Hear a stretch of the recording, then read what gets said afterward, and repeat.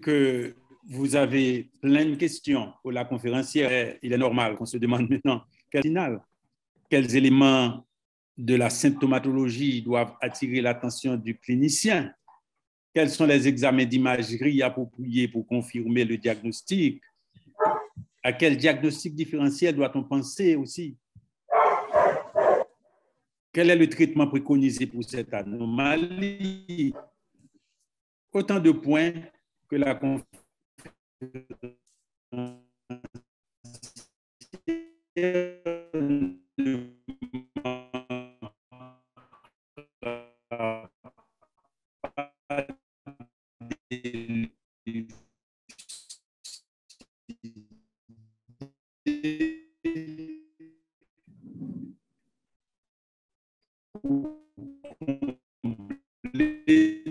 nos attentes.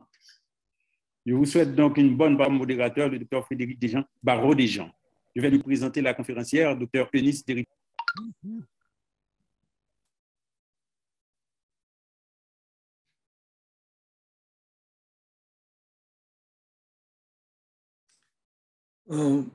Merci Bounel. Je crois que Darlene est avec nous. Bonsoir tout le monde. Docteur Eunice Derivoire-Mérisier, chirurgienne, est jusqu'à date coordonnatrice des conseillers techniques au CIFAS, Centre d'information et de formation en administration de la santé, MSPP. Membre pour Haïti de la commission de l'ANSET pour la chirurgie globale, l'ANSET Commission for Global Surgery, Fellow of an International College of Surgeons, professeur de pathologie chirurgicale à la faculté des sciences infirmières de la UEH et travaille en libéral.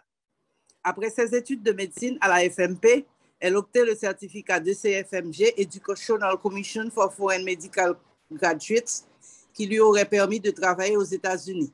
Elle passa une année de résidence en médecine interne et choisit de se spécialiser en chirurgie générale à la UEH. Elle fut assistant étranger au service de chirurgie digestive de l'hôpital Avicenne de Bobigny, banlieue parisienne. Elle obtint un diplôme universitaire en cancérologie de l'université Paris 6 Pierre et Marie Curie et un diplôme interuniversitaire de spécialité en chirurgie infantile, Université Paris 5 René Descartes, Paris 6 Pierre et Marie Curie. Elle fut interne FFI des hôpitaux de Paris en chirurgie pédiatrique, hôpital Robert Debré, Paris 14, hôpital Necker, enfants malades, hôpital Armand Trousseau. Son parcours professionnel se résume ainsi. Directrice médicale et chef de service de chirurgie de l'hôpital Lumière de Bonnefin, chef de service des urgences de la UEH, professeur d'anatomie à l'université Notre-Dame et à des facultés de sciences infirmières, professeur de pathologie chirurgicale à l'université Lumière, doyenne de la faculté de médecine de l'université Lumière, assistant directeur à la direction des ressources humaines, DRH MSPP, directrice de la direction de formation et de perfectionnement en sciences de la santé, DFPSS MSPP, conseillère technique au CIFAS MSPP, pratique privée de chirurgie à Port-au-Prince. Elle est membre fondatrice et coordonnatrice adjointe de l'organisation InfoChir et a à son actif la publication de plusieurs articles dans la revue haïtienne de chirurgie et d'anesthésiologie RHCA InfoChir. Elle est également l'un des membres fondateurs du FMC. Elle est l'auteur d'un cours d'anatomie et de physiologie humaine à l'usage des étudiants et étudiantes en sciences infirmières. C'est donc avec plaisir que le FMC lui a proposé d'échanger avec nous sur une anomalie congénitale découverte chez le grand enfant ou chez l'adulte, le volvulus chronique sur malrotation intestinale. Docteur Derivoire, vous avez la parole et bonne écoute à vous toutes et à vous tous. Merci. Merci, docteur Bouchnet, tous et à toutes, spécialement à nos deux invités spéciaux, docteur Rousseau et docteur Joachim. J'essaie de partager mon écran. C'est bon, OK. Oui, alors, le plan de ma présentation, et le titre est déjà annoncé, est le suivant. Je vais relater une brève histoire clinique. Je présenterai les objectifs de la présentation.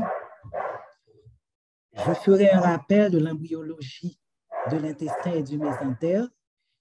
Je parlerai un petit peu du volvulus aigu pour m'attarder davantage sur le volvulus chronique qui est l'objet de cette présentation, en faisant ressortir les défis cliniques, les défis de l'imagerie et les défis chirurgicaux.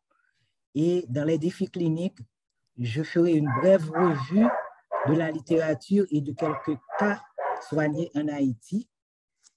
Et voilà pour le gros de la présentation. Alors, comme je le disais, permettez-moi de vous raconter une brève histoire qui remonte à l'époque où moi-même j'étais une adolescente, naïve.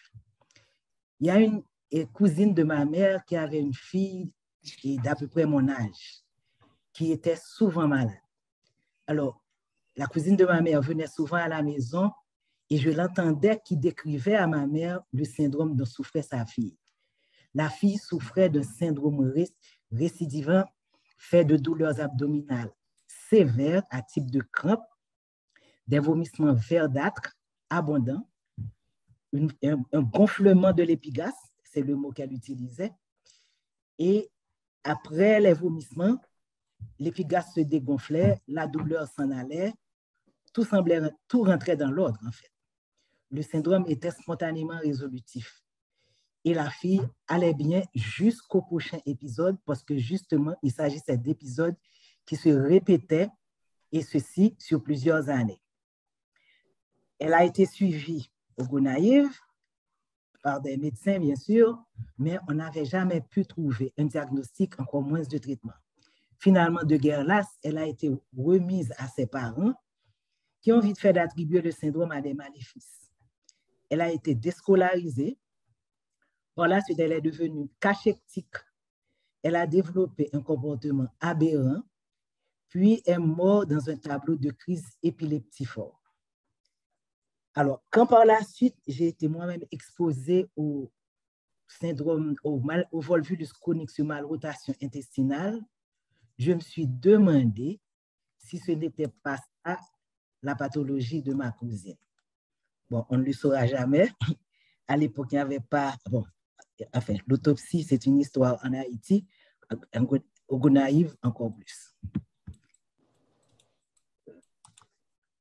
OK. Donc, les objectifs de ma présentation sont les suivants. D'abord, de façon plus générale, attirer l'attention sur le fait que des anomalies congénitales peuvent ne se révéler que chez le grand enfant, voire chez l'adulte, et être ainsi l'objet d'hésitation diagnostique et de prise en charge inappropriée dans cette tranche d'âge.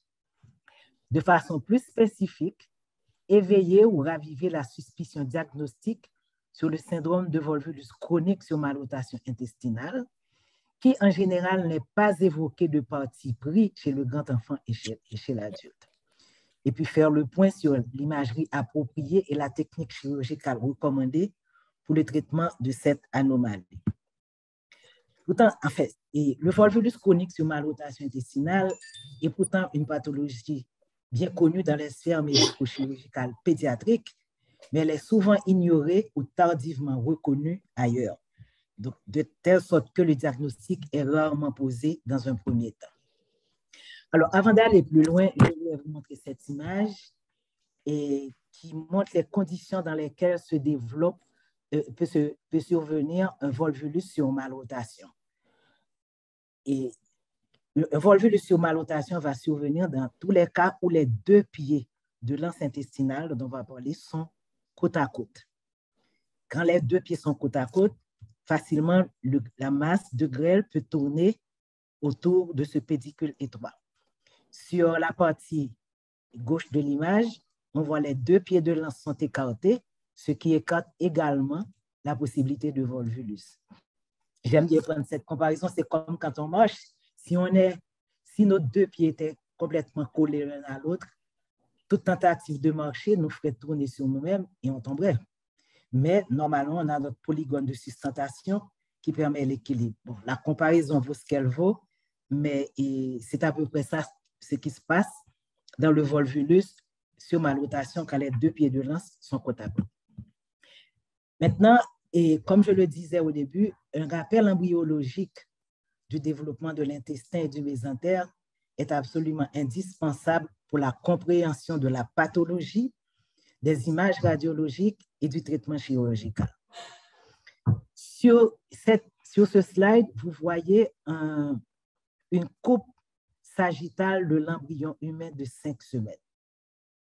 OK? Et sur cette coupe, j'espère que vous suivez ma flèche, vous voyez le tube en jaune là, c'est l'intestin primitif.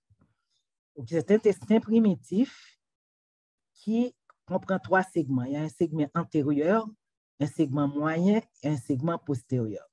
Le segment antérieur donne la partie du tube digestif qui va de l'œsophage jusqu'au 2e duodénum, plus précisément là où débouche l'ampoule levateur. L'intestin moyen va donner, et l'intestin moyen c'est tout ça, ce qui a l'air d'une anse, mais va donner toute la portion du tube digestif qui prend tout le reste du duodénum, tout l'intestin grêle, le côlon droit et le tiers droit du côlon transverse. Ça, c'est l'intestin moyen. Et l'intestin postérieur va donner toute la suite du gros intestin jusqu'aux 2 tiers supérieurs de l'anus.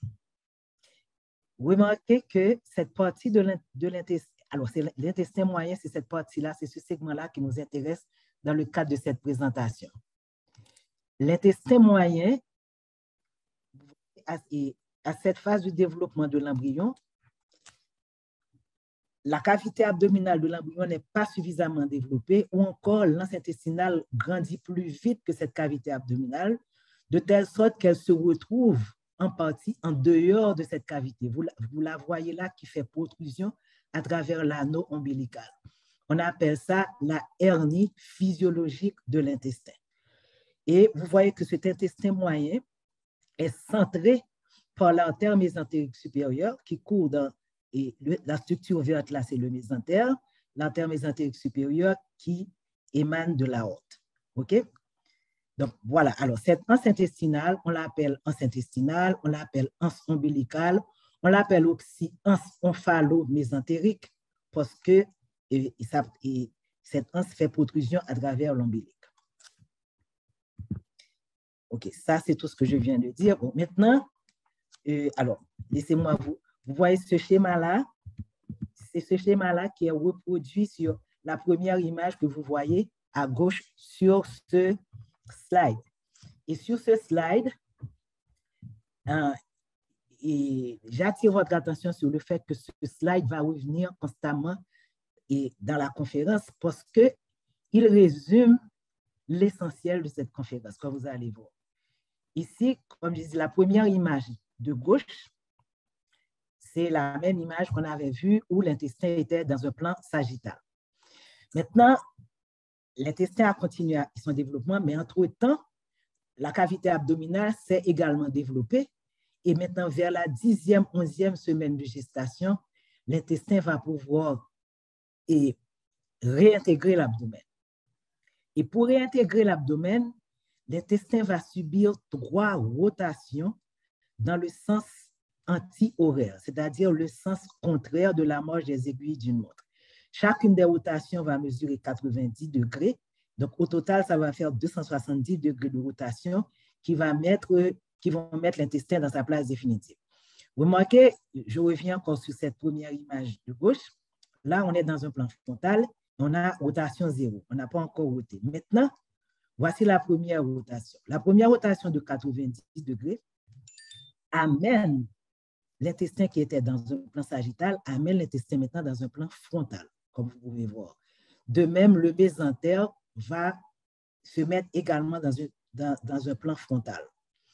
Et vous voyez dans cette position, voici l'artère mésentérique supérieure, tout ce qui constitue le grêle se trouve à droite de cette artère, et l'iléon terminal et tout le reste du tube digestif, le gros intestin, se trouve à gauche de l'artère mésentérique supérieure, donc à gauche aussi de l'allée médiane.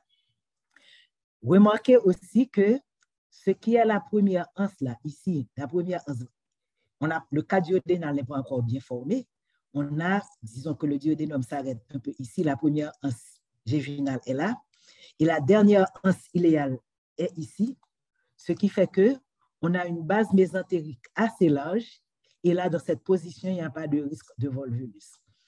Alors, quand on a assez, et parfois, ça arrive que la rotation s'arrête ici. Donc, un chirurgien peut ouvrir un abdomen et trouver un intestin dans cette position, c'est-à-dire avec tout le grêle à droite, tout le côlon à gauche de l'artère mésentérique supérieure. Et cette position, étant donné que le mésentère et le mésocolon ici se trouvent dans le même plan frontal, cette position est dite position de mésentère commun complet. Donc, si en faisant une laparotomie pour une autre cause, on tombe sur un tableau pareil, on va noter qu'il s'agit d'une malrotation, mais comme il n'y a pas de risque de volvulus, il n'y a rien à faire. On ne peut rien faire pour compléter, pour faire quoi que ce soit. Le seul geste que le chirurgien devra faire absolument, c'est que regardez que si le chécom est là, ça veut dire que l'appendice est là. Donc, l'appendice n'est pas à la fosse iliaque droite. L'appendice se trouve au bas abdomen et presque à gauche.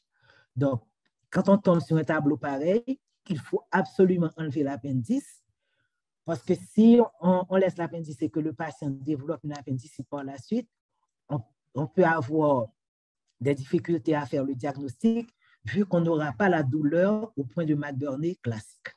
OK? Donc, ça, c'est la position dite de mésentère commun complet. Maintenant, la rotation va se poursuivre. On va avoir une deuxième rotation de 90 degrés.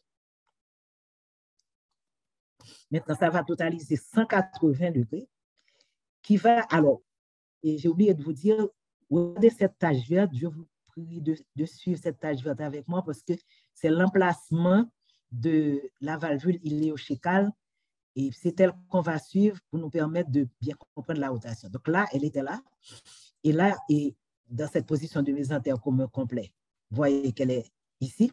Maintenant, la deuxième rotation de 180 degrés va amener ce chécom avec son iléon terminal au niveau de l'hypocondre droit, en avant et au-dessus de l'axe mésentérique. Et ce faisant, ça rapproche la dernière anse, qui est la dernière anse iléale, de la première anse jéjunale. En d'autres termes, les deux pieds de l'anse se retrouvent côte à côte.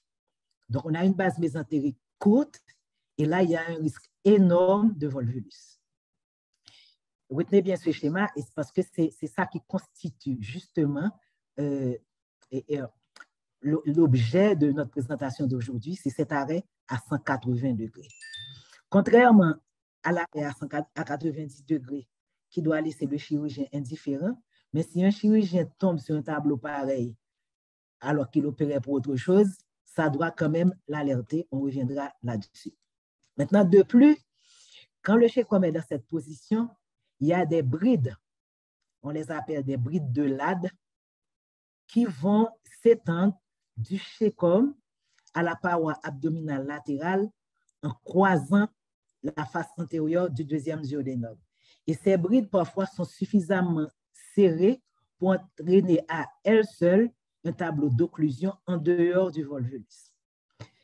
Maintenant, vous avez vu aussi qu'en tournant, le mésocolon commence à changer de plan par rapport au mésentère et au méso de l'intestin grêle, au mésentère. Donc, cette position est dite position en mésentère commun incomplet. OK?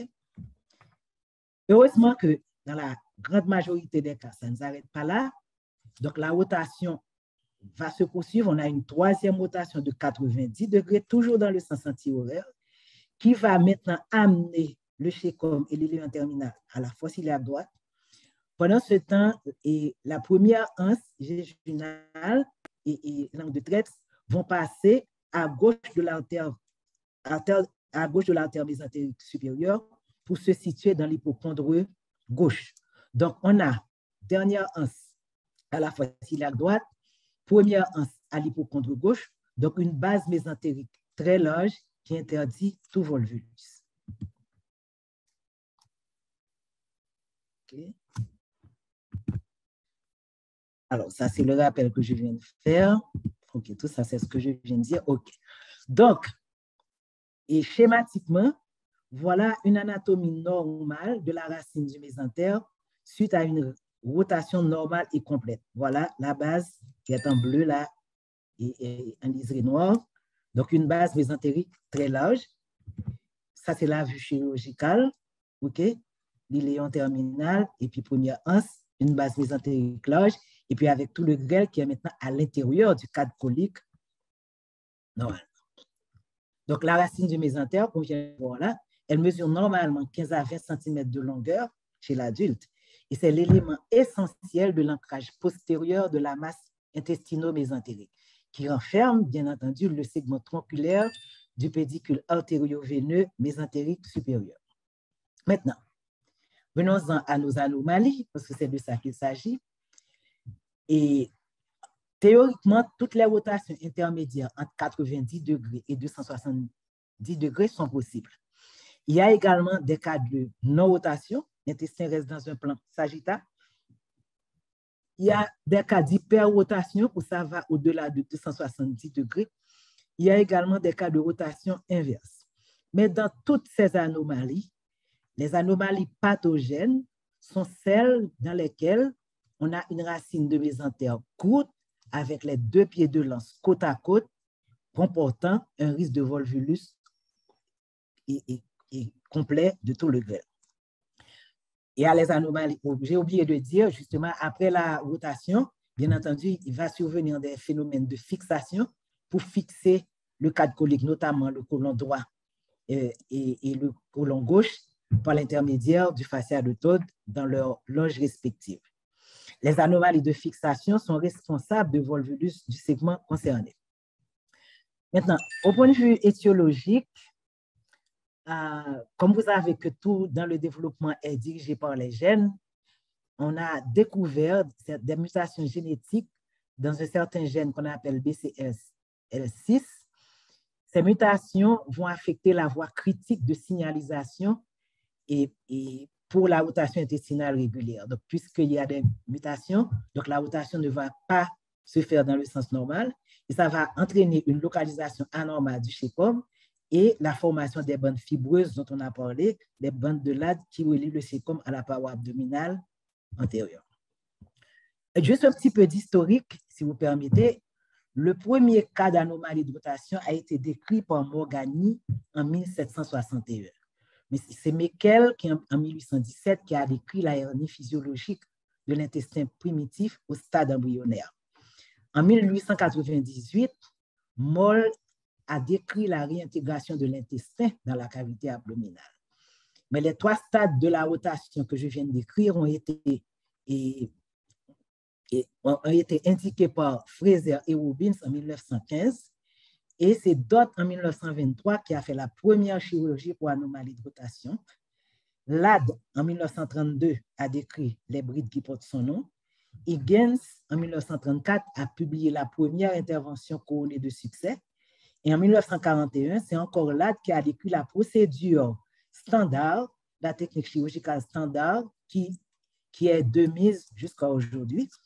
En 1953, Gross a publié la première grande série de malrotations, 156 cas.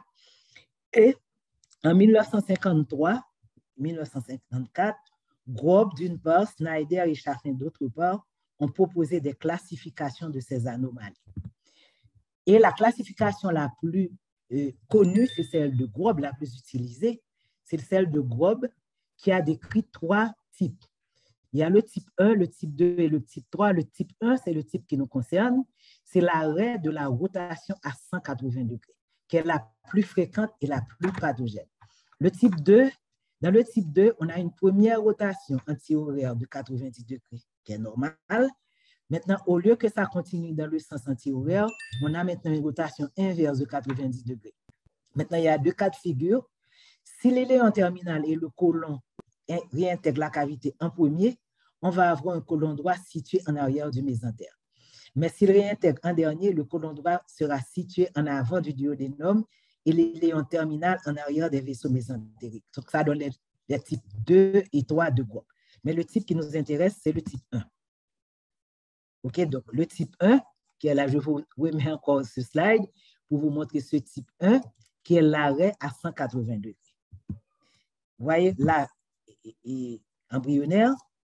Maintenant, si vous voulez une vue chirurgicale, vous voyez toute l'âme intestin grêle qui peut être tordue sur cette base mésentérique courte.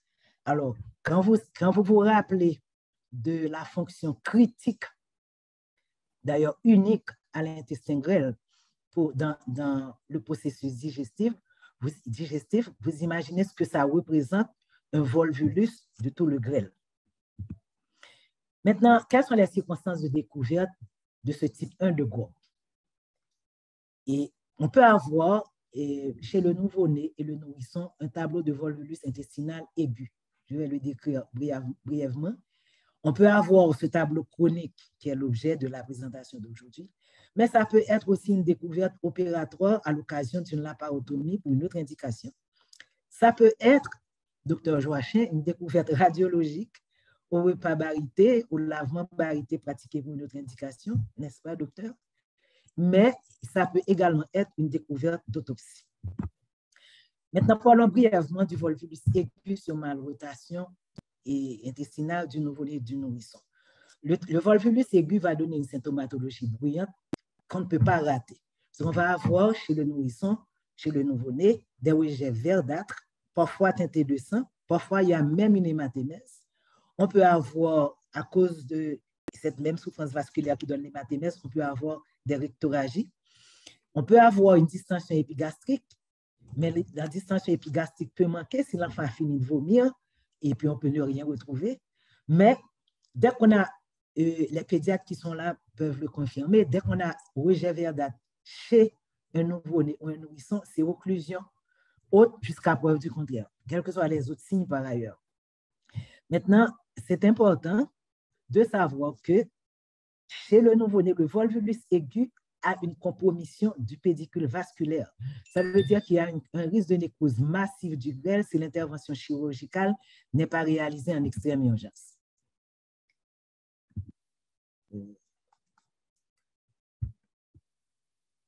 Et il y a également des signes généraux, instabilité, hémodynamique, pâleur, hypotonie, tachycardie à la palpation de l'abdomen. Comme vous savez, chez les tout petits n'expriment pas leur douleur comme les grands. Les pédiatres, nous le confirmons. Mais quand on met une main sur l'abdomen, ça va drainer de la tachycardie, c'est ainsi qu'ils réagissent. Mais de toute façon, l'association vomissement verdâtre plus rectoragie est très fortement suggestive de volvulus sur malrotation. Maintenant, Dr Delaunay a parlé dans son introduction du diagnostic différentiel que je fais faire surtout pour le volvulus aigu. Certainement, il y a les autres causes d'occlusion duodénale haute qui vont entrer en compétition pour le diagnostic différentiel, telles que par exemple un diaphragme duodénal, n'importe quelle cause, une atrésie duodénale, etc., qui de toute façon appelle aussi une sanction chirurgicale. Le diagnostic le plus critique à faire, dans ce cas, c'est l'entérocolite du nouveau-né, qui a également des vomissements verts et des selles sanglantes. Et pourquoi le diagnostic est important? Parce que l'entérocolite, dans un premier temps, ne réclame pas un traitement chirurgical, mais plutôt un traitement conservateur, alors que le volvulus aigu réclame une sanction chirurgicale d'extrême urgence. Alors, c'est une pathologie assez rare. La littérature décrit 1 sur 10 000 à 1 sur 20 000 naissances. On estime que moins d'un chirurgien sur 3 observera un cas durant sa carrière. Moi, je me rappelle quand j'étais à l'hôpital Robert Debré, j'ai eu la chance de voir un cas. Alors, voir, c'est beaucoup dire parce que vous voyez, quand vous êtes faisant fonction d'interne, il y a, pour des cas aussi rares, il y a le patron, il y a tous les grandes personnalités du service. Et puis les internes du service, vous-même comme faisant fonction d'interne, vous êtes relégué en bout de table et vous ne voyez pas grand-chose, mais quand même, j'étais là. Voilà, je n'en ai pas vu d'autres. La majorité des cas se voient avant, et 50% avant le premier mois. Il y a quand même autour d'une centaine de cas adultes publiés de volvulus aigu. Et on peut observer la malrotation chez 0,5 à 2% des patients sans symptomatologie, c'est-à-dire on opère un bébé pour une autre cause et puis on tombe sur cette malformation qui ne s'est pas encore manifestée. Les vomissements bilieux, encore une fois, sont caractéristiques de ce diagnostic et sont présents chez plus de 95% des patients ayant un volvulus.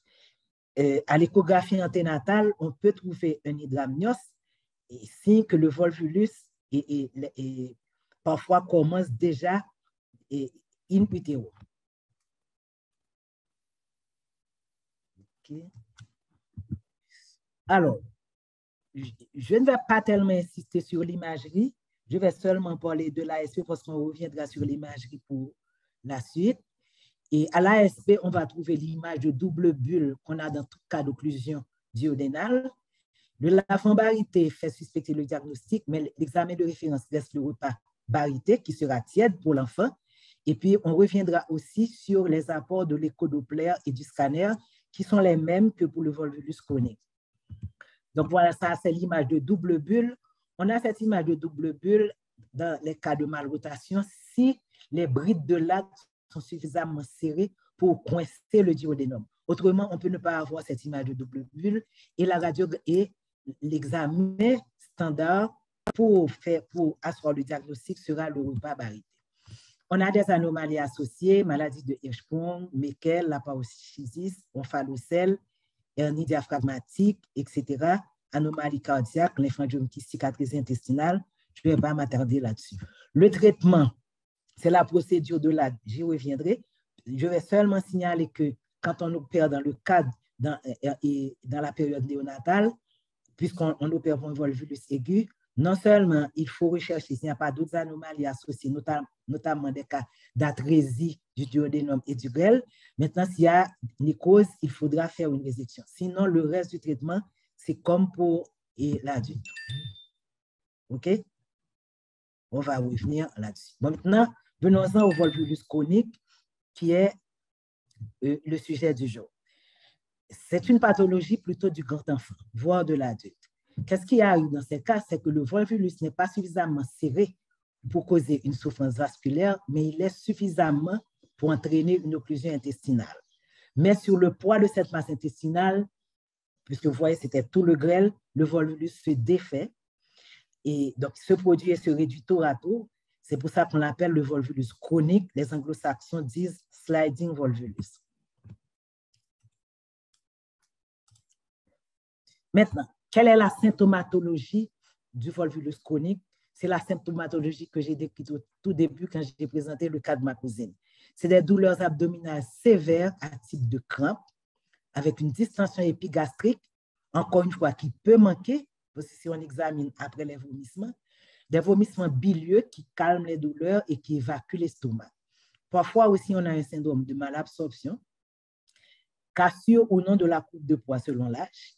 Important à noter, ce sont des épisodes spontanément résolutifs et récidivants.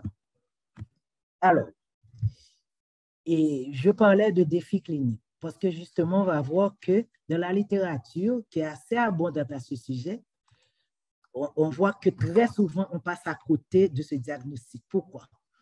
Bon, j'ai noté quelques éléments, il y a peut-être d'autres que vous pouvez ajouter. Premièrement, la symptomatologie est non spécifique, parce que douleurs abdominales, comme on le sait, les douleurs abdominales, c'est un motif de consultation fréquent, que ce soit en urgence ou en clinique externe. Et puis, les vomissements, pareil, on trouve des vomissements verdâtres dans n'importe quelle autre pathologie. La voussure qui pourrait faire une différence n'est pas toujours présente au moment de l'examen. Deuxièmement, le syndrome est spontanément résolutif. Donc, si dans l'intervalle, l'enfant se porte très bien, on peut même se demander, mais Timon, ça va gagner. Pourtant, il va faire une prochaine crise. Parce que les intervalles sont totalement asymptomatiques, à part la cas du courbe de poids qu'on verra. Donc, ce qui fait que la suspicion de l'origine congénitale de la pathologie est plus difficile dans cette tranche d'âge.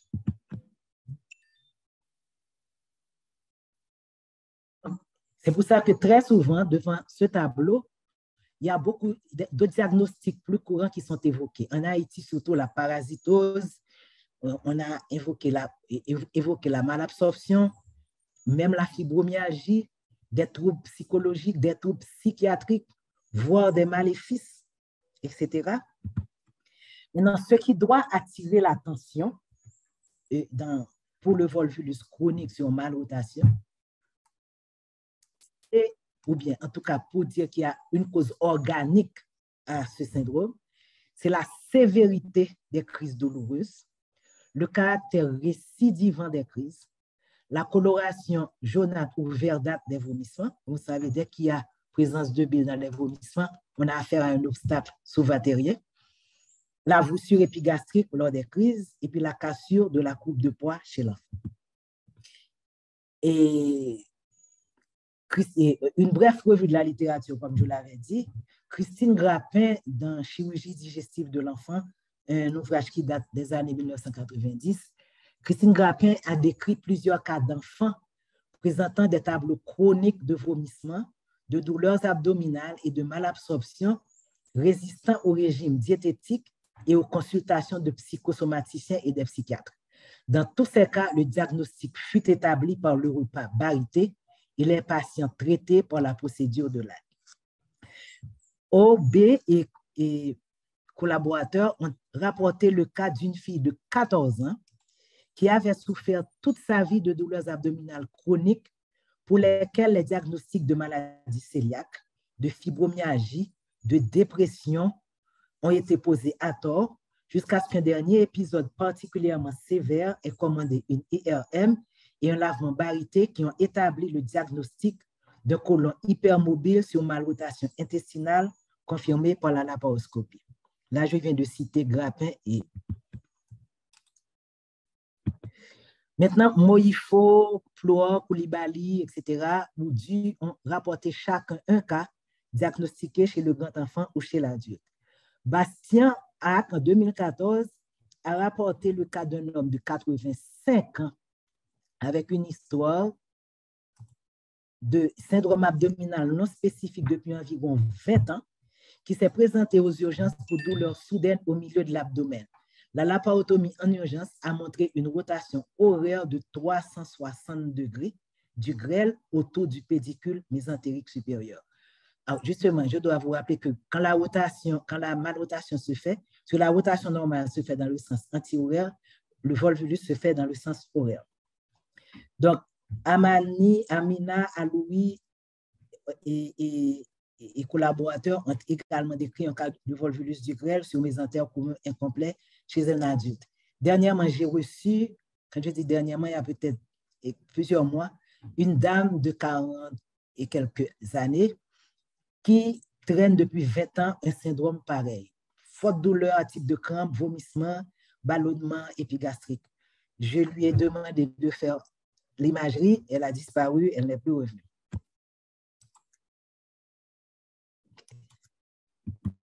Maintenant, je voulais justement illustrer cette présentation avec quelques cas qui ont été opérés à l'hôpital Lumière de Bonnefin pendant que j'y étais entre juin 1996 et décembre 1997. Une dizaine de cas, dont un adulte. Alors, l'adulte a été un cas de découverte post-opératoire et péropératoire pour un cas d'occlusion et post-opératoire à l'occasion d'une laparotomie pour autre chose. Dans les 9 enfants, leur âge allait de 7 mois à 15 ans et la durée de la symptomatologie allait jusqu'à 7 ans, en moyenne 19 mois, depuis qu'ils avaient ce syndrome. Donc, pour 9 cas sur 10, le diagnostic a été évoqué en clinique externe de médecine ou de pédiatrie, puis confirmé par la radiologie et la laparotomie. Là, je fais remarquer qu'en général, ce diagnostic, il a besoin d'être, en général, il est évoqué par les pédiatres, par les internistes, par les gastro-entérologues. C'est rarement des cas qui vont venir trouver le chirurgien en premier. Et dans les cas qu'on a opérés à Bonnefin, le premier cas a été diagnostiqué par un autre endocrinologue qui travaille à Bonnefin, un endocrinologue américain. Mais en général, tous ces cas ont été diagnostiqués en pédiatrie ou en médecine. Le 10e cas, j'ai dit c'était un homme de 50 ans qui avait été opéré pour un éclatement traumatique du rein Et puis, dans le post-opératoire, il a développé un tableau d'occlusion. Et quand on a ouvert, c'était un volvulus et sur malrotation intestinale. Les 9 enfants de la série avaient en général fait l'objet de plusieurs consultations, subi diverses épreuves diagnostiques et plusieurs traitements, notamment antiparasitaires, sans succès.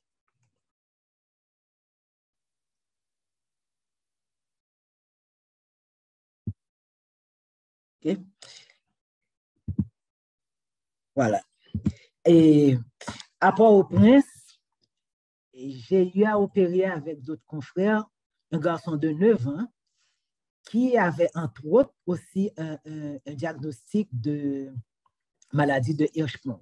Mais en plus de son Hirschsprung, qui était bien évident pour la vulnérabilité et aux biopsies rectales et coliques, il avait une histoire de vomissement épisodique jaunâtre, des coliques abdominales avec voussure épigastrique intermittente qui ne collait pas du tout avec son diagnostic de Hirschsprung. Et le repas barité a confirmé la malrotation du grêle. Donc, on a dû l'opérer d'abord pour cette malrotation et en même temps, on a fait une colostomie pour le Hirschsprung et puis après, on a fait la suite du traitement pour la suite. Alors, ça, c'était pour les défis cliniques. Maintenant, les défis radiologiques. OK. Et maintenant, en cas de si au moment du syndrome occlusif, un ASP peut montrer des niveaux hydroaériques de type grélique, c'est-à-dire horizontaux au centre de l'abdomen, mais qui ne sont pas spécifiques de malrotation. On le trouve dans tous les cas d'occlusion du grêle.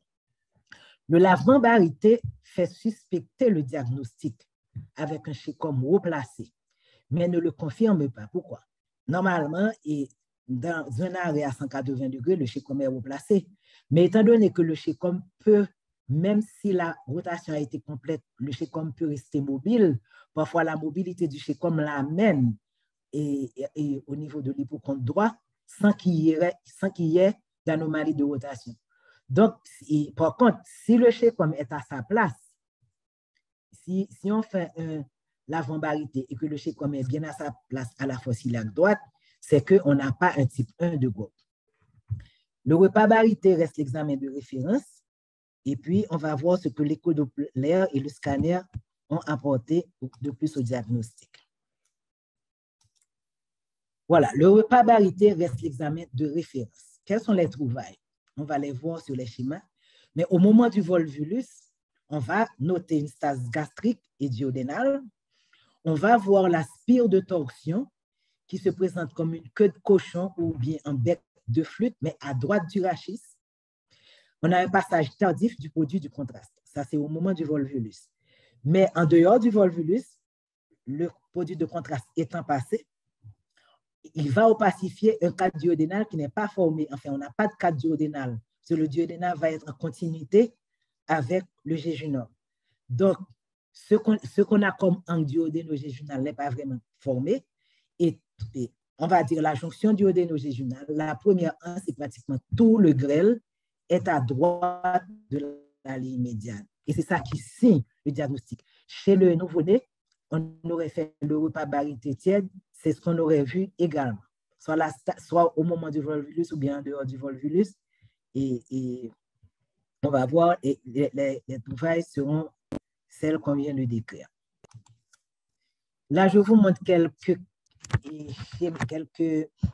images des cas de l'hôpital Lumière. L'image n'est peut-être pas très claire, j'ai fait une photo des X-rays que j'avais. Là, on voit la stase gastrique et puis la queue de cochon. Là, on voit le produit de contraste commence à passer et on voit il y a un certain degré de stase duodénale et on voit le passage ici et puis on voit la première anse grêle qui est à droite de la ligne médiane en continuité avec le duodénum. On reconnaît l'anse grêle là grâce aux valvules connivantes. OK. Là, on a une stase gastrique avec la spire de torsion en bec de flûte. Là, on a tout le grêle opacifié qui est à droite de la ligne médiane. Maintenant, ça, c'est pour la radiographie et le repas barité qui reste l'examen de référence. Maintenant, tout récemment, Ploa et d'autres collaborateurs ont montré l'intérêt de l'échographie couplée au Doppler couleur pour le diagnostic de malrotation intestinale. Qu'est-ce qu'ils trouvent à l'écho-Doppler couleur? Il y a une masse hyper échogène qui présente des tours de spire correspondant aux anses volvulées. Et ça va donner ce qu'on appelle le signe du tourbillon, ou whirlpool sign pour les anglo-saxons, qui est réalisé par des boucles des os et de la veine mésentérique supérieure autour de l'artère mésentérique supérieure. Normalement, l'artère mésentérique supérieure est à gauche de la veine, mais là, on va voir sur les images, l'artère est à droite de la veine qui s'est enroulée autour d'elle. Donc, ces vaisseaux mésentériques se retrouvent au centre des sens enroulés avec lesquels elles se sont volvulées. Selon ces auteurs, l'écho-Doppler serait supérieur au repas barité parce qu'il est moins invasif, plus facile, peut-être moins coûteux que le repas barité, mais il est opérateur dépendant et pour certains auteurs, il n'est pas tout le temps ni spécifique ni totalement prédictif. Voilà le signe du tourbillon. Vous voyez la veine en bleu qui tourne autour de l'artère et ces bandes tissulaires arrondies, ce sont les anses qui s'enroulent autour du pédicule mésentérique supérieur. Ça donne le signe du tourbillon. Donc, qui a été décrit pour la première fois par Fischer, qui évoque donc le signe du tourbillon évoque l'existence d'une occlusion organique par volvulus, quel que soit le type de volvulus, pas seulement sur malrotation. Donc, dès qu'il y a volvulus, donc on a cette masse tissulaire ronde et composée de bandes graisseuses et tissulaires qui s'enroulent autour des vaisseaux. Pour aller, la tomodensitométrie montre mieux la vrille du mésentère en avant de l'aorte et au niveau de l'artère mésentérique supérieure, autour de laquelle viennent s'enrouler la veine mésentérique supérieure et le jéjunum proximal qui réalise le signe du tourbillon. Mais c'est un examen beaucoup plus invasif et plus coûteux que le repas barité et le Doppler. Alors, au scanner, il y a 3 signes essentiels qu'on va rechercher. Il y a l'absence de D3, puisque normalement, nous savons que le 3e duodénum est dans la pince aortomésentérique avec l'aorte en arrière et l'artère mésentérique en avant. Mais là, il n'y a pas de D3 puisque le cadre duodénal n'est pas formé. Donc, au scanner, il n'y a pas de D3. On va voir le signe du tourbillon, on l'a déjà dit, et qui est la même chose qu'on vient de décrire pour l'écho. Et puis, il y a aussi le signe du tire-bouchon, qui est l'enroulement des veines du mésentère. Ce sont les branches de la veine mésentérique, des premières anges jéjunales, qui tournent autour de l'axe artériel mésentérique supérieur. Je n'ai pas pu trouver une image pour vous montrer le signe du tire-bouchon, mais au scanner, on va trouver ce signe du tire-bouchon. Là, c'est une vue frontale, une coupe coronale du scanner qui montre ici le signe du tourbillon. Là, c'est le chécomen là, l'appendice, la lumière du grêle avec les os qui sont enroulés. Et puis, voici le signe du tourbillon ici. On le voit mieux encore sur cette coupe de scanner. On montre le signe du tourbillon. Maintenant, une fois le diagnostic posé, bon, c'est un volvulus chronique sur malrotation, c'est-à-dire quelqu'un qui a passé tout son temps à vomir, etc. Il faut faire un bilan complet et pour l'équilibre hydroélectrolytique, voir si le patient n'est pas dénutri. OK, donc on a le temps de bien le préparer pour l'intervention. Ce n'est pas comme dans le cas de volvulus aigu. Maintenant, l'intervention va se réaliser. En général, on va faire une laparotomie médiane à cheval sur l'ombilic. Ce qui est important pour le chirurgien, c'est de savoir reconnaître l'anomalie. Il est conseillé de ne pas se précipiter, une fois qu'on a ouvert le ventre, de ne pas se précipiter, d'extérioriser la masse intestinale avant de bien examiner la lésion pour bien la comprendre. Un volvulus de tout le grêle est évident. Il se fait toujours dans le sens horaire. Maintenant, qu'est-ce qu'il faut chercher si le volvulus a été défait au moment où on opère? On va avoir un angle duodéno-jéjunal peu marqué. La première anse grêle et tout le grêle qui est placé à droite de la ligne médiane. On va observer une base mésentérique étroite, courte, c'est-à-dire les 2 pieds de lance qui sont accolés. Et puis, on va noter la position haute du cécum sous le foie qui est associée au bride de l'âne qui croise la face antérieure du duodénum. C'est ça les trouvailles qu'on va faire chirurgicalement. Et quelle est la technique pour opérer? Ce sont des gestes assez simples. On appelle, et c'est la procédure dite de l'AD, qui est la technique chirurgicale consacrée. Donc, quels sont les temps? Si le volvulus est présent, on va le réduire dans le sens anti-horaire et on va liser les brides qui précroisent le duodénum, les brides de l'âne, puis on va liser les brides qui relient les deux pieds de l'anse, et puis on va mettre l'intestin en position dite de mésentère commun complet. Vous vous rappelez, donc on va rétrograder la rotation. De toute façon, on ne peut pas continuer la rotation. Tout ce qu'on peut faire, c'est revenir à la position avant, à la rotation de 90 degrés. Ce qui va permettre de positionner tout le grêle à droite et tout le côlon à gauche avec le chécum dans la fosse iliaque gauche. Et bien entendu, ça va se terminer par une appendicectomie de principe. Ce sont les mêmes gestes qu'on va faire chez l'enfant dans le cas du volvulus aigu, sauf que chez l'enfant, comme je l'ai dit, il y a d'autres préoccupations à savoir est-ce qu'il y a nécrose, et puis on va chercher s'il n'y a pas d'autres lésions, etc. Que théoriquement, on ne va plus retrouver chez l'adulte, mais encore, si c'était le cas, il y aurait d'autres signes d'alerte.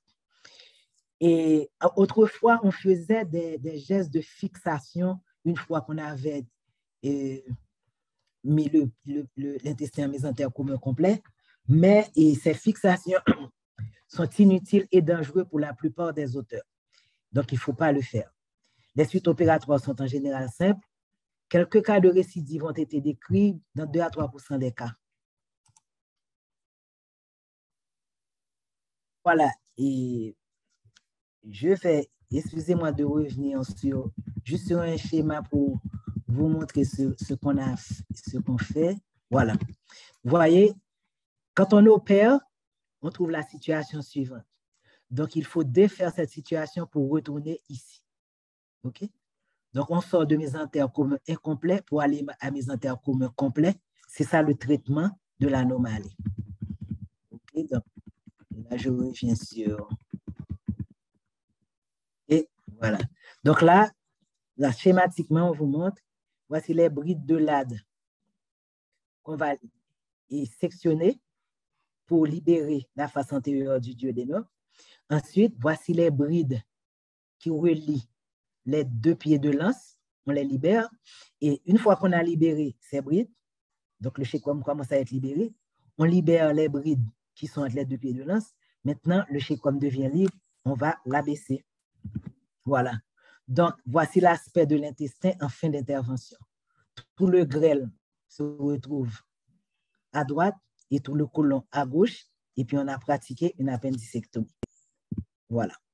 Maintenant, que faire des anomalies de rotation découvertes à l'occasion de la parotomie pratiquée pour d'autres indications? Chez le nouveau-né, il est conseillé de traiter l'anomalie dans le même temps opératoire, parce que tellement les risques de volvulus aigu sont grands. Dans les autres cas, il faut savoir reconnaître et traiter les types pathogènes, c'est-à-dire évaluer le risque de volvulus sur une base mésentérique étroite et respecter ceux qui ne le sont pas. Il faut toujours mettre en balance le risque de créer des brides post-opératoires avec celui d'une bride congénitale. Certains auteurs proposent une intervention systématique dès qu'on a un type 1 de Grob afin d'écarter le risque d'un volvulus total. Comme je vous ai dit, il y a eu au moins une centaine de cas d'adultes et une centaine de cas de volvulus aigus qui ont été décrits chez l'adulte. Donc, on ne sait pas quand ça va survenir. Donc, dans ce cas, certains auteurs préconisent de traiter l'anomalie carrément. Alors, je suis censée avoir terminé. Je rappelle les messages clés. D'abord, des messages clés généraux. Les messages clés généraux, je dirais, une anomalie congénitale non évidente à la naissance peut être découverte chez le grand enfant ou chez l'adulte. Donc, parfois, si on n'y pense pas, on ne va pas vraiment le chercher. On ne va pas vraiment les chercher. Par exemple, On a vu ça l'année dernière dans la conférence sur les malformations congénitales et l'infection urinaire chez l'enfant. Un enfant qui présente des infections urinaires à répétition, parfois c'est une anomalie de l'arbre urinaire. Pour le tube digestif, il y a ces vomissements, il y a des cas de constipation chronique, et puis l'appareil respiratoire, des cas de toux chronique, etc. Donc, c'est au niveau de ces appareils qu'on trouve surtout ces anomalies, mais on peut en trouver d'autres. Donc, il faut retenir qu'une anomalie congénitale qui n'est pas évidente à la naissance peut être découverte chez le grand enfant ou chez l'adulte. Donc, devant une symptomatologie bizarre, récidivante, chronique, remontant à l'enfance et qui ne fait pas rapidement la preuve d'une autre étiologie, en plus des problèmes psychosomatiques, parasitoses ou autres, il faut penser à éliminer une anomalie congénitale. De façon plus spécifique pour le diagnostic de volvulus chronique sur malrotation, les messages sont les suivants. Le diagnostic de volvulus chronique sur malrotation intestinale peut facilement être ignoré s'il n'est pas recherché de parti pris. Donc, il faut savoir évoquer une cause organique devant la sévérité, le caractère ancien et la récurrence de douleurs abdominales chroniques. Il ne faut pas oublier que les vomissements bilieux signent en général une occlusion intestinale jusqu'à preuve du contraire. Et l'imagerie pour le diagnostic de volvulus chronique, le repas barité reste l'examen standard et les codopleurs et le scanner peuvent montrer le signe du tourbillon qui est pathognomonique de la lésion. La sanction chirurgicale, c'est la procédure de l'AD qui met l'intestin en position de mésentère commun complet assorti d'une appendicectomie de principe. Donc, il faut savoir où connaître la lésion devant un ventre ouvert ou une autre indication et décider de l'indication de la corriger ou non, respecter les anomalies non pathogènes, corriger les autres. Donc, certains auteurs recommandent de demander un échodoppler devant tout syndrome de douleur abdominale chronique et récidivante qui ne fait pas rapidement la preuve d'une autre étiologie, à confirmer si nécessaire par le repas barité ou bien demander d'emblée le repas barité. Donc, c'est vrai que parfois, on peut trouver ce qu'on ne cherche pas, mais le syndrome de volvulus sur malrotation intestinale, c'est l'une des situations qui permet de confirmer l'adage qui dit qu'on ne trouve que ce qu'on cherche. Je vous remercie de votre attention. Merci, Dr. Derivoire, pour cette très belle présentation. Je dirais menée de main de maître avec la précision qu'on lui connaît de chirurgien.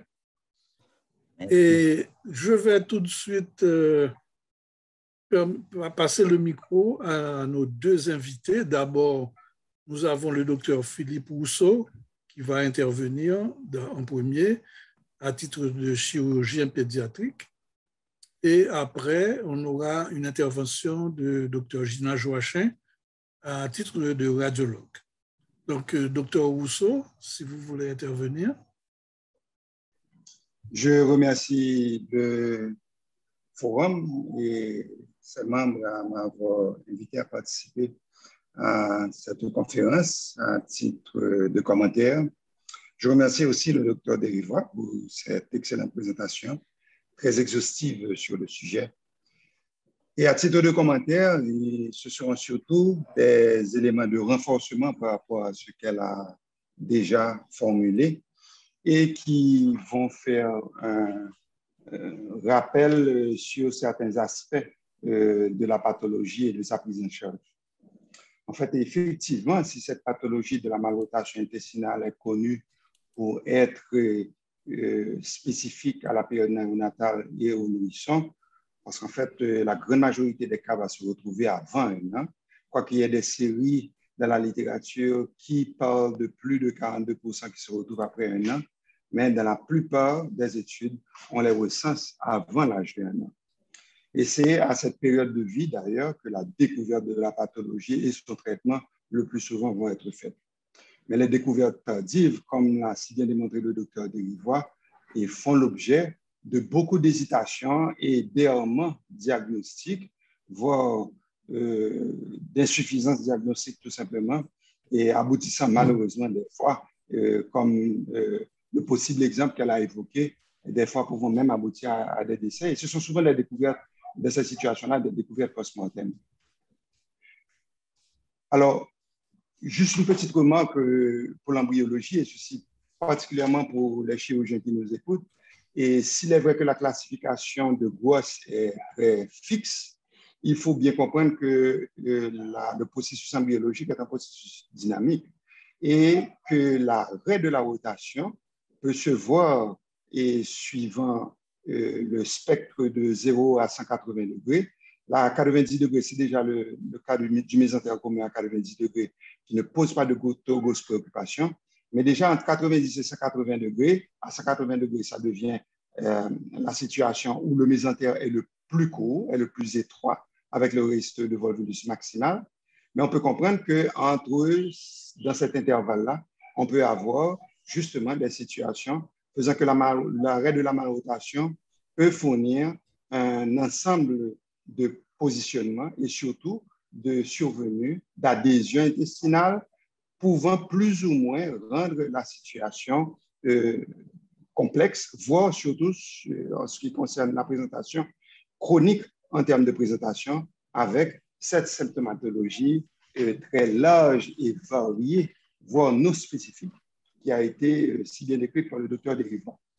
Et à ce titre, cet aspect polymorphique de la présentation clinique doit être l'élément clé qui doit pouvoir retenir l'attention du clinicien, qu'il s'agisse du pédiatre, de l'interniste, du gastro-entérologue, voire tout simplement du chirurgien. Et en fait, ce spectre symptomatologique, le docteur Derivan a très bien parlé des vomissements, de la nausée, mais c'est décrit aussi dans le grand âge la situation d'avoir une diarrhée intermittente, d'avoir des hématochésies et à l'inverse, une constipation ou tout simplement des troubles nutritionnels, qu'il s'agisse du retard de croissance, et de perte de poids et les vomissements qui peuvent être bilieux ou non bilieux. Et les ballonnements vont souvent aussi être un élément tout à fait dominant dans la présentation clinique de cette malrotation chronique. On a parlé aussi de satiété précoce aussi qui peuvent se voir. Quoi qu'il en soit, au niveau du diagnostic, je pense que cette variété, cette chronicité des symptômes doit être un élément clé qui doit retenir l'attention du clinicien pour qu'il arrive très tôt dans son évaluation du patient à poser l'indication des examens d'imagerie nécessaires. Il ne s'agit plus dans cette situation d'errer dans des traitements infinis et répétés antiparasitaires, voire psychologiques ou psychiatriques, comme on en a fait le rappel tout à l'heure, mais plutôt d'aller d'emblée à des examens d'imagerie qui ont l'avantage à l'heure actuelle par le développement des technologies d'imagerie, justement, et je fais ici référence à l'échographie, qui, justement, par le développement de cette technologie d'imagerie, peut permettre, avec un maximum d'efficience, une innocuité, que ce soit une innocuité en termes d'irradiation, que ce soit une innocuité en termes de risque d'aspiration, parce que je reviens à la particularité de chez nous et il faut encore retenir cette réalité que les transits œsogastrogénéraux ne peuvent pas être faits de façon, on va dire, formelle et idéale encore chez nous. Je laisse au docteur Joachim qui va intervenir après le soin de s'étendre là-dessus. Mais le manque de fluoroscopie fait qu'on peut avoir certaines limitations de ce côté. Donc, c'est vrai qu'il y a encore des centres de radiologie qui peuvent disposer de la fluoroscopie, mais qui ne sont pas, et ce n'est pas la règle au niveau de tous les cabinets de radiologie, malheureusement ici à Port-au-Prince et en Haïti. Donc, ce qui veut dire qu'il y a certaines limitations qui peuvent être posées par rapport au transit œsogastrogénéral, mais ici, l'échographie doit pouvoir disposer d'une place, je dirais, capitale, sinon préférentielle, par l'innocuité de la réalisation de cet examen, sa facilité d'accès Évidemment, comme l'a si bien souligné le docteur Derivoire, c'est un examen opératoire dépendant et le tout, c'est d'avoir quand même des sonographistes qui développent suffisamment de savoir-faire pour pouvoir identifier convenablement cette pathologie, et ceci aidé par l'orientation du clinicien qui, s'il pense à la pathologie, doit pouvoir éclairer et orienter le radiologue dans la réalisation de ces examens. Donc, encore pour revenir à cet examen et à ces examens paracliniques, j'accordais effectivement, comme l'a signalé le docteur Derivoire, la première place et la place prépondérante à l'échographie Doppler, et s'il y a un doute sur cet examen, parce qu'il peut être suffisamment spécifique pour induire une indication chirurgicale, s'il y a des doutes, passer à ce moment à la tomographie, au CT scan ou tout simplement au TOGD. Mais je pense que le CT scan resterait l'élément le plus favorable de ce côté-là en termes de précision diagnostique s'il s'agit de confirmer un examen échographique. Enfin, au niveau du traitement, si j'ai quelques petites remarques à ajouter, en dehors du repositionnement de l'intestin mésentère commun à 90 degrés, qu'a signalé le docteur Derivoire, et elle nous dira dans ses interventions pendant la discussion si c'est le cas aussi pour elle. J'ai souvent réalisé les appendicectomies obligatoires, on ne cessera jamais de le dire, dans le repositionnement en mésentère commun.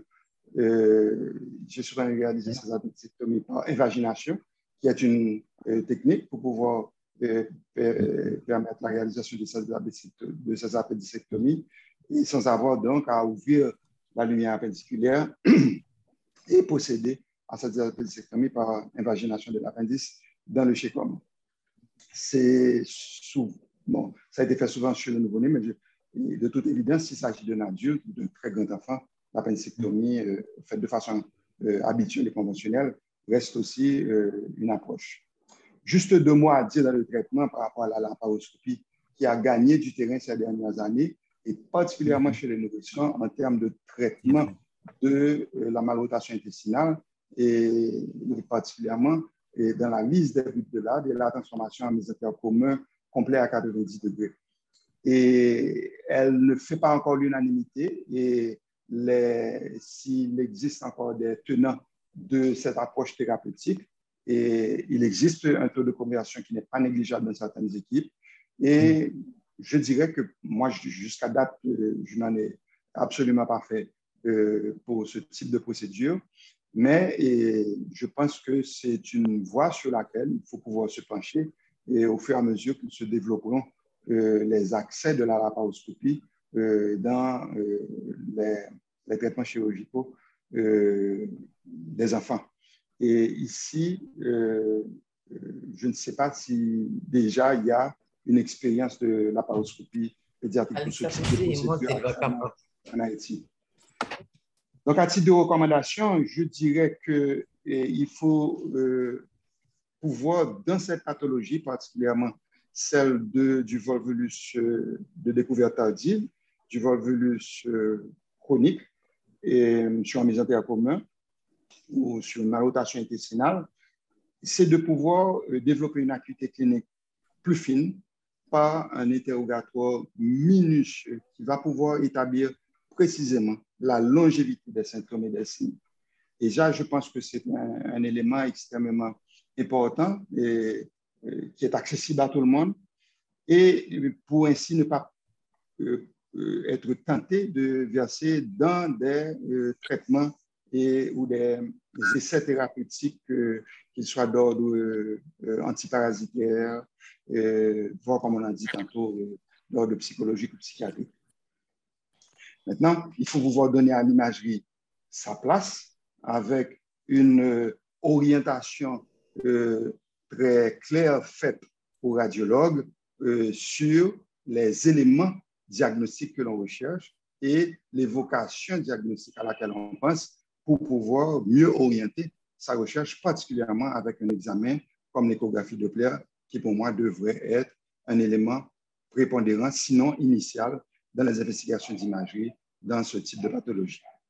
Je vous remercie et encore une fois pour m'avoir permis de participer à cette présentation. Merci. Merci, Dr. Rousseau. Donc, pour votre intervention, nous allons tout de suite passer le micro à Dr. Joachim, qui peut ouvrir. Oui, bonsoir tout le monde. Bonsoir, docteur. Bonsoir. Bonsoir. Je remercie d'abord le docteur Derivoire qui m'avait fait l'invitation de participer à sa présentation et de venir discuter pour l'imagerie médicale. Et actuellement, si avant on considérait les radiologues comme des éléments de second ordre, eh bien maintenant nous sommes devenus des éléments primordiaux car les diagnostics ne peuvent plus se faire sans l'aide des radiologues. Et dans le cadre de cette présentation, d'ailleurs, quand j'ai entendu parler de Dr. Derivoire, et elle a presque tout dit en ce qui concerne l'imagerie. Donc, je ne vais qu'appuyer ce qu'elle a dit précédemment et vous donner un petit peu le cheminement qui devrait se faire dans le cas d'une suspicion, je dis, de volvulus sur malrotation. Et au départ, lorsqu'il n'y avait pas encore les techniques très avancées en imagerie médicale, toutes les fois qu'un enfant ou bien un adulte se présentait à nous avec des épisodes de vomissement, arrêt des matières et des gaz, donc on demandait, n'est-ce pas, un ASP. Donc l'ASP restait et reste encore et demeure l'élément, n'est-ce pas, de base dans le cas de suspicion de tout clinique portant à une occlusion, parce que le volvulus est une occlusion. Donc, l'ASP va vous donner quoi en général? L'ASP nous donne toujours des niveaux hydroaériques. Cependant, dans le volvulus, on peut avoir, n'est-ce pas, soit une seule image aérique ou deux images aériques le plus souvent, ce que nous avons dans l'atrésie du duodénum. Et on peut aussi avoir les images, n'est-ce pas, de dilatation grélique avec niveau aérique et plus haute que l'âge. Cependant, devant ces tableaux d'occlusion sur un ASP, on ne peut pas toujours avoir un diagnostic précis. Et souvent, ce n'est que pendant l'intervention chirurgicale, comme a dit avant moi et le docteur Derivoire, qu'on arrive à faire le diagnostic de cette pathologie. Car ce n'est pas souvent que l'ASP vous donne le diagnostic précis de volvulus avant une intervention. Maintenant, cet ASP peut être complété, était complété avant, le plus souvent par une série gastro-duodénale. Là encore, la série gastro-duodénale a ses limites. Car si nous avons une sténose très serrée et qu'on n'arrive pas à traverser pour voir qu'il y a une malrotation, donc à ce moment-là, on peut passer à côté, n'est-ce pas, du diagnostic. Cependant, le repas barité permet à plusieurs égards de faire ce diagnostic avec l'imagerie. Mais cependant, comme je dis, il y a quand même des moments où le diagnostic peut échouer avec le repas barité. Ça dépend, n'est-ce pas, de l'endroit où se situe la sténose. Le lavement barité ne donne pas souvent le diagnostic, n'est-ce pas, et de cette malrotation qui a engendré un volvulus. Maintenant, le gold standard de cette pathologie reste et demeure l'ASP, l'échographie et la tomodensitométrie. Cependant, l'échographie, malheureusement, reste un examen opérateur dépendant. L'échographie, elle donne de bons résultats. Cependant, l'échographie reste et demeure un examen opérateur dépendant. L'opérateur doit, avec les renseignements cliniques fournis, savoir quoi rechercher et même en sachant quoi rechercher, L'opérateur doit pouvoir reconnaître et interpréter les images qui lui permettent de dire que cette pathologie, que ces images correspondent à cette pathologie. Car un opérateur qui ne sait pas, par exemple, on peut déjà, sans le Doppler, faire le diagnostic de cette pathologie. Et comment? En faisant l'échographie, vous pouvez avoir des images tubulées liquidiennes qui sont en spirale, qui représentent le bulbe qui est dilaté avec une paroi épaisse, et au voisinage de ce bulbe duodénal dilaté, il faut reconnaître la veine mésentérique supérieure qui, elle aussi, doit être dilatée. Donc, l'opérateur qui ne fait pas la différence, qui n'arrive pas à reconnaître cette image tubulée liquidienne qui est enroulée en spirale avec cette veine mésentérique, même si l'opérateur voit l'image, ne pourra pas donner le diagnostic. Donc, comme a dit le docteur Rousseau, il faut vraiment qu'il y ait des opérateurs entraînés, sachant quoi chercher et comment chercher.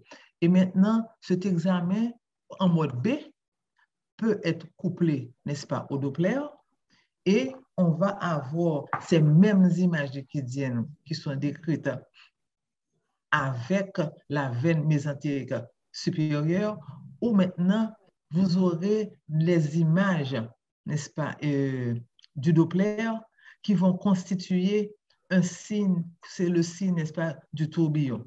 Donc, vous verrez comment va se manifester la couleur à travers ces deux images, qui permettra encore de faire le diagnostic, n'est-ce pas, de cet examen. Et donc, l'échographie est une bonne méthode, mais l'échographie aussi a ses limites. L'échographie est opérateur dépendant. Et si vous avez quelqu'un qui est obèse et qui n'est pas échogène, donc à ce moment-là, on peut encore passer à côté du diagnostic. Maintenant, l'examen vraiment, le gold standard de cette pathologie reste et demeure maintenant le scanner. Le scanner va nous donner la distension aérique en avant, n'est-ce pas, d'une image en tourbillon que le docteur Derivoire a très bien écrit. Cette image de tourbillon, elle se manifeste comme quand vous prenez une pierre, vous la lâchez dans l'eau et vous voyez les tourbillons que font l'eau. Eh bien, c'est exactement cette même image que vous aurez au scanner en aval de la dilatation, n'est-ce pas, du grêle. C'est une image pathognomonique, donc on la voit, on ne peut pas la rater. Cependant, si dans les renseignements cliniques, on n'attire pas l'attention du radiologue, le radiologue peut voir cette image et aussi passer à côté du diagnostic. Car ce n'est pas un diagnostic facile, ce n'est parce que c'est une pathologie qui est rare, ce n'est pas une pathologie qui court les rues. Donc, à ce moment-là, on peut passer à côté. On peut aussi avoir, alors je reprends pour le repas barété, dans le repas barété, on peut aussi avoir, en premier lieu, on a une dilatation du duodénum, le deuxième duodénum, qui est épaissi. Vous voyez bien que les plis sont épaissis. On a une malposition de langue de traite qui va se mettre à droite du pédicule gauche de L1. Ça sont leçons que je m'apprends pas, que je m'apprends citer, parce que je n'ai pas encore vu l'image. Et après, vous aurez donc les spires qu'on appelle les images, n'est-ce pas, en tourbillon. Donc, l'image en tourbillon se voit et à l'échographie. L'image en tourbillon peut se voir et au repas barété, et l'image en tourbillon se voit à 100% au scanner. Donc, vraiment, le diagnostic du volvulus chronique actuellement peut se faire avec le scanner et que la personne soit obèse, que la personne soit mince, le scanner nous permet de faire un bon diagnostic. En même temps, on va rechercher la position du chécome, si elle va être en préduodénal et où est-ce qu'il se situe. Donc, ce sont encore d'autres signes, en plus, n'est-ce pas, du signe du tourbillon, qui vont aider à faire le diagnostic à l'imagerie du volvulus sur malrotation. Ce n'est pas une pathologie. J'ai vu ça, je crois, une seule fois dans ma pratique.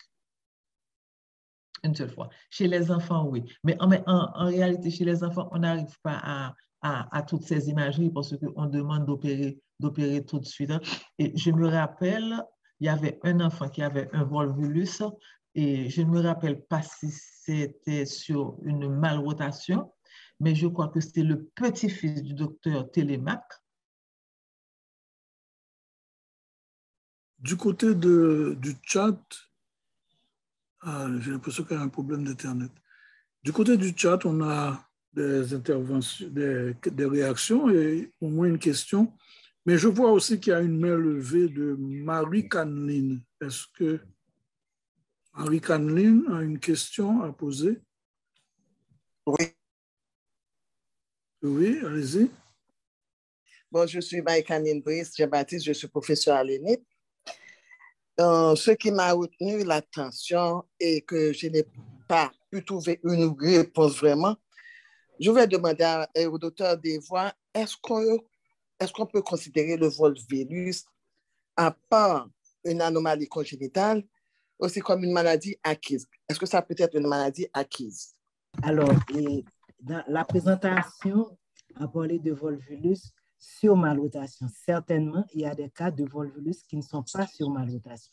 Par exemple, on a je prends un exemple assez courant, il y a le volvulus du sigmoïde. Quand on a une lance du sigmoïde trop longue, là encore, il y a deux pieds de lance sigmoïde qui sont très proches l'un de l'autre. Ça peut donner un volvulus, mais ce n'est pas une malrotation. La rotation complète a eu lieu. On peut également avoir un volvulus sur bride. Par exemple, quelqu'un qui a été opéré et puis qui présente des brides cicatricielles dans l'abdomen, et les brides peuvent donner lieu à un volvulus aussi. Donc, le volvulus n'est pas que sur malrotation et c'est pour ça que dans l'imagerie dont on a parlé, que ce soit le scanner ou l'échodoppler, le signe du tourbillon, c'est un signe pathognomonique de volvulus, quelle que soit la cause du volvulus. OK. Merci, docteur Desvois. Il y a autre chose aussi. Et un poste pas nécessaire que le patient ait une colostomie. Je n'ai pas entendu la question. Non, pas nécessaire pour une colostomie après l'opération. Est-ce qu'il y a de la place pour une colostomie? Oui, oui. Bon, en général, pour les après la récupération. Pour les cas de volvulus chroniques, et en général, il n'y a pas de résection, il n'y a pas de nécrose, donc il n'y a pas de résection. En cas de volvulus aigu, et que ce soit chez le nouveau-né ou ailleurs, on peut, à cause de la souffrance vasculaire, il y a des risques de nécrose, mais de nécrose du grêle. Donc, parfois, on peut avoir, dépendamment de l'état de l'enfant, on peut réséquer le grêle et faire l'anastomose tout de suite, mais parfois, il y a et selon la situation de l'enfant, on peut ne pas pouvoir faire l'anastomose tout de suite. Dans ce cas, on va faire une iléostomie, pas une colonostomie, pas une colostomie, parce que le colon n'est pas impliqué dans ce cas. OK, c'est vrai. C'est vrai, tu as raison. OK. Merci, docteur Desvois. D'accord. Merci, docteur Desvois. Il y a quelques réactions. Il y a au moins 2 questions déjà. Alors, de docteur Rochelin, merci, docteur Desvois, pour cette présentation très claire et instructive. De la promotion Fritz et Guillaume Sam, très belle et magistrale présentation. De Daniela Myriam, merci, docteur Desvois, pour cette excellente présentation. Madame Mona Prismi, superbe présentation. Toutes mes félicitations, docteur Desvois. Et Ancio Dorcelus qui dit merci, docteur Derivoire. De Yvio Fanfan, brillante présentation. Merci, docteur Derivoire. Excellente présentation. Bon, là, je ne sais pas qui c'est. Et merci. Et on passe à la première question. Il y a Corina Jean-Baptiste. Bonsoir à tout le monde. Je suis édifié par cette présentation, surtout qu'il s'agit d'une impression diagnostique passant souvent inaperçue due à la pauvreté de spécificité clinique. Toutefois, j'aurais aimé savoir quels sont les pronostics après la procédure de l'AD et s'il existe des recommandations concernant l'alimentation du patient et son mode de vie après cette intervention. Merci déjà, docteur Derivoire. Et je crois que la question, il y a deux aspects, le pronostic après la procédure. Oui. OK. Donc, comme on l'a dit dans la présentation, le pronostic est en général bon, mais sauf que la littérature décrit quelques cas de récidive. Je ne sais pas ce qu'en pense le docteur Rousseau. Il va peut-être nous dire ce qu'il en pense, mais il y a 2 ou 3% de récidive, mais qu'on réopère.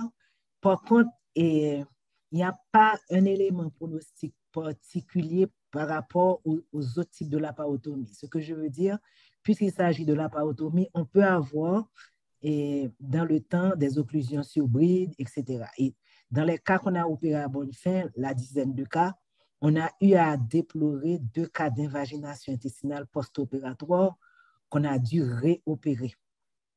Ensuite, il y a, je dois dire aussi qu'il y a un cas, et sur les 9 cas, il y a un enfant, une fillette, pour lesquels les symptômes ne se sont pas amendés.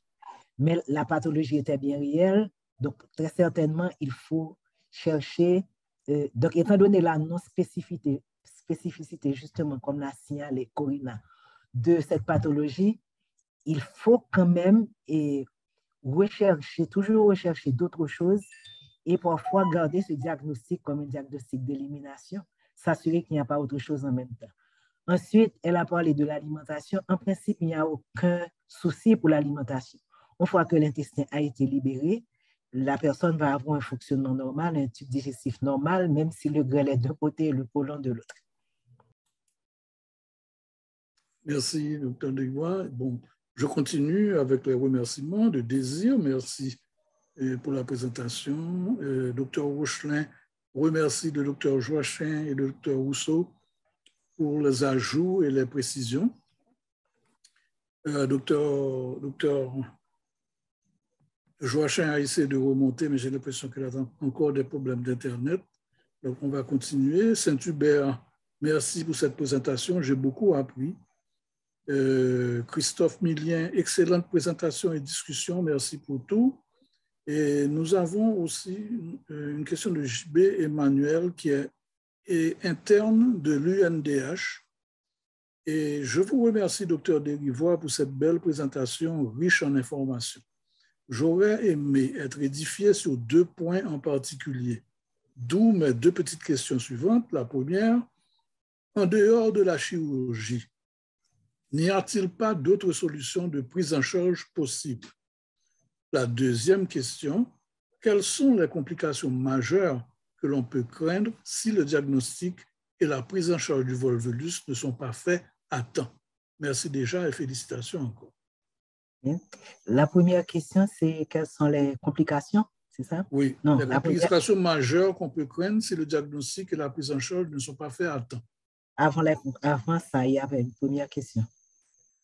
Alors, la première question, oui, effectivement, c'est en dehors de la chirurgie, n'y a-t-il pas d'autres solutions de prise en charge possibles? Bon, personnellement, je n'en vois pas, je n'en ai pas vu dans la littérature parce que c'est une pathologie qui est liée, c'est une pathologie organique qui est liée à un problème de positionnement. Donc, je ne connais pas de traitement conservateur, par exemple, qui pourrait solutionner le problème, c'est-à-dire mettre l'intestin en situation de ne plus volvuler, à part le traitement chirurgical. Ce que je pourrais dire, docteur Rousseau l'a bien Et s'il a signalé, moi j'ai parlé de laparotomie. Merci, Dr. Rousseau, d'avoir fait l'apport de la laparoscopie qui prend de plus en plus de place, même si ça reste discuté. Mais pour répondre à cette première partie de la question, je ne sais pas si Dr. Rousseau a une réponse ou bien un autre chirurgien de l'assistance, mais je ne connais pas de traitement chirurgical. Maintenant, quels sont d'autres traitements à part le traitement chirurgical? Maintenant, quelles sont les complications à craindre si le traitement n'est pas fait à temps? Remarquez qu'il s'agit de patients qui vont ne pas pouvoir absorber. Vous vous rappelez le rôle de l'intestin grêle. Donc, quelqu'un qui fait des volvulus à répétition, non seulement il vomit, cette personne se dénutrit et cette personne développe des troubles hydroélectrolytiques et nutritionnels.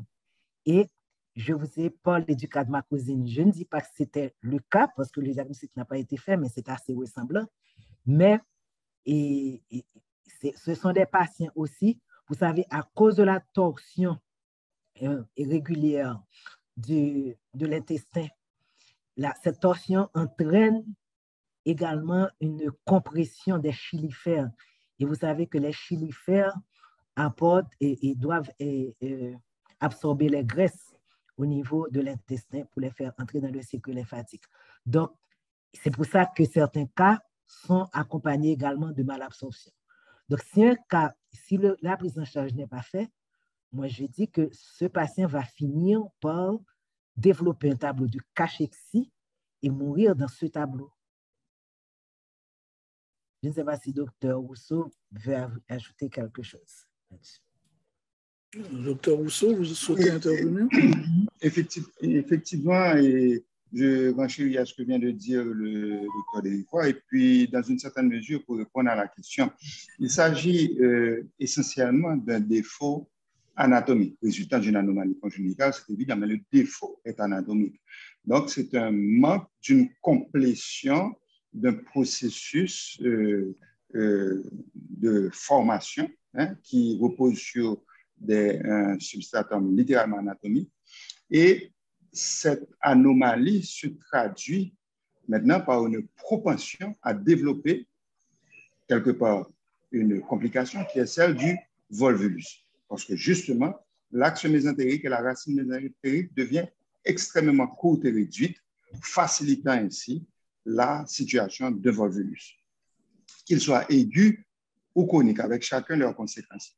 Donc, par conséquent, la correction de cette anomalie anatomique, ça s'entend, visant à rendre la racine du mésentère beaucoup plus large, donc transformer, encore une fois, comme on l'a si bien démontré sur les schémas, l'anomalie de la malrotation à 180 degrés en une rotation en mésentère commun à 90 degrés. Autrement dit, c'est comme si on défaisait un petit peu ce que la nature avait fait et pour rendre l'organisme plus fragile ou plus à risque, eh bien, on le ramène en mésentère commun à 90 degrés et avec ça, on diminue de façon significative, voire même avec la prétention d'abolir les risques de survenue de volvulus. En fait, je ne pense pas avoir lu des situations de nouveaux volvulus dans la mise en place, dans la mise en mésentère commun à 90 degrés. Par contre, comme l'a signalé le docteur Derivoire, cette situation peut, comme toute situation post-opératoire chirurgicale, être grevée d'occlusion intestinale liée à la chirurgie antérieure, qu'il s'agisse d'une évagination intestinale, d'une occlusion subride, etc., etc. Merci, Dr. Rousseau. Docteur Joachim a pu nous rejoindre. Je ne sais pas si elle veut intervenir à ce moment-là, à ce moment-ci.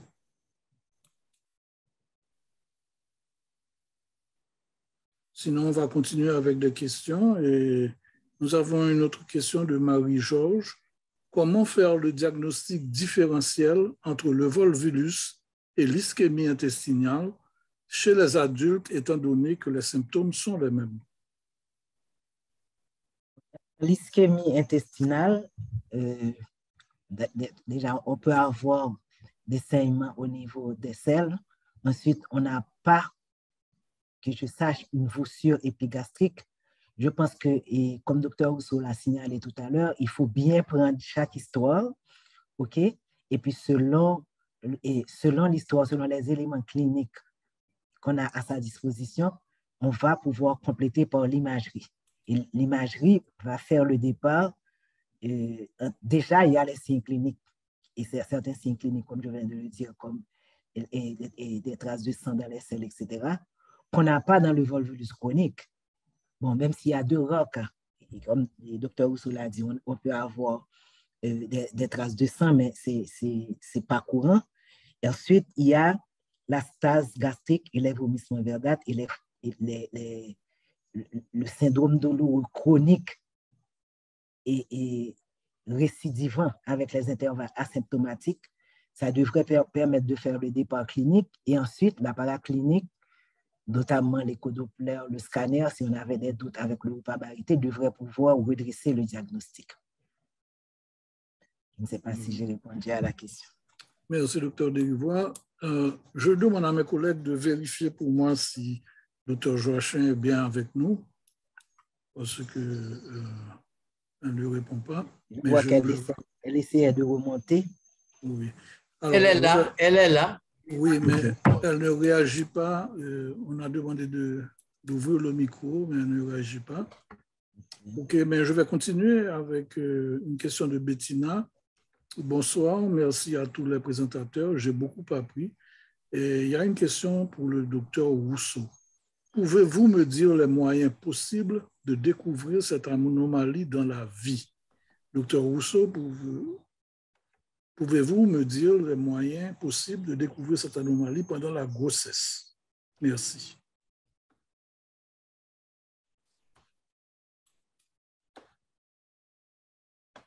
Oui, la malrotation intestinale en elle-même risque de ne pas être un processus de découverte anténatale, sauf peut-être au cours du dernier trimestre, si déjà il y a une situation de bande de l'âne suffisamment importante et serrée, comprimant le deuxième duodénum, donnant déjà un aspect caractéristique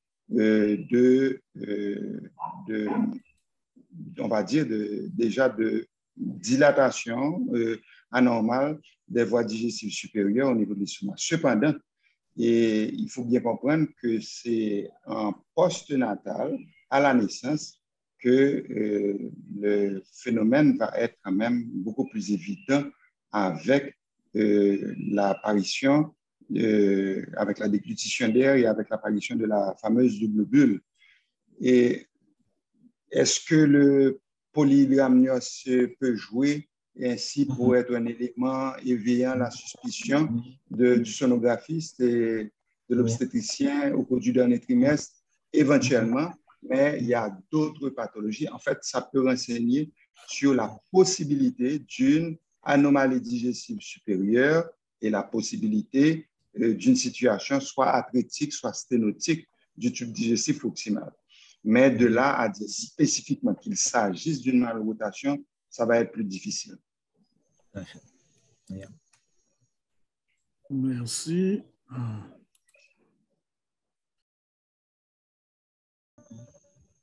Pour la question qu'on vient de poser, le docteur Joachim a répondu qu'on peut réaliser les scanners abdominaux à Med Center et à MedLab.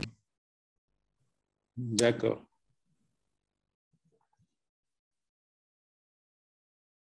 Au 51 rue Fernand, Canapé Vert.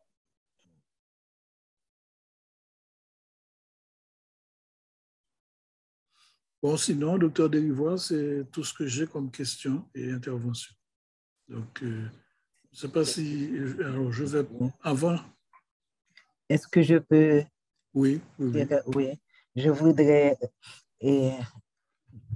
remercier encore une fois docteur Joachim et docteur Rousseau d'avoir accepté d'être nos invités spéciaux et puis avec leurs interventions étaient vraiment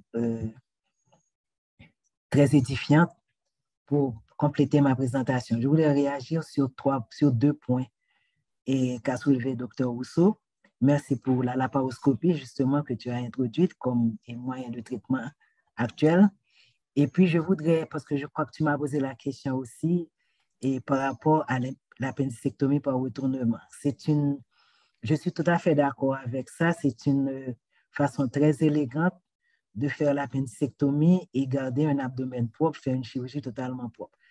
La seule petite réserve qu'on a toujours quand on fait ce geste, c'est qu'on n'a pas l'appendice pour l'examiner. Bon, en principe, il n'a rien, mais quand on enlève, quel que soit ce qu'on enlève comme organe, on l'envoie en pathologie pour être sûr qu'il n'y avait pas autre chose. Mais sinon, c'est un excellent point parce que ça permet de réaliser, de rester dans un abdomen propre, de réaliser une chirurgie propre jusqu'à la fin. Donc, je voulais te remercier pour ce point-là. C'est très intéressant. Donc, dans ce cas, moi, je vous remercie. C'était Dr. Frédéric Barreau-Desjans comme modérateur. Et je vais passer le micro à Dr. Delaunay. Merci, Dr. Desjans.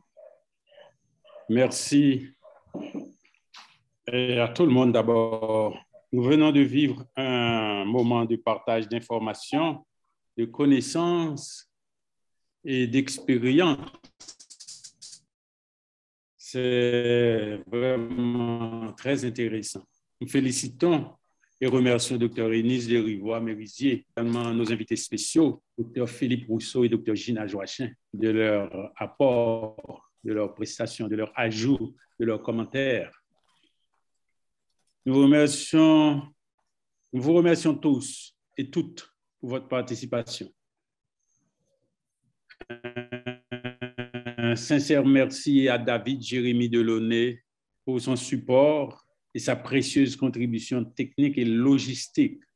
Merci à notre modérateur, Dr. Frédéric Barreau-Desjans, et à Dr. Darlène Rochlin-Paultre pour la gentille présentation du biosketch de notre consoeur, notre conférencière, Dr. Eunice Derivoire-Merisier.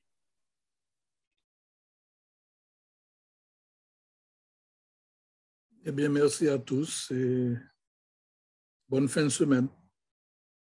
Merci Eunice, merci Darlène. Merci Frédéric, merci Brunner.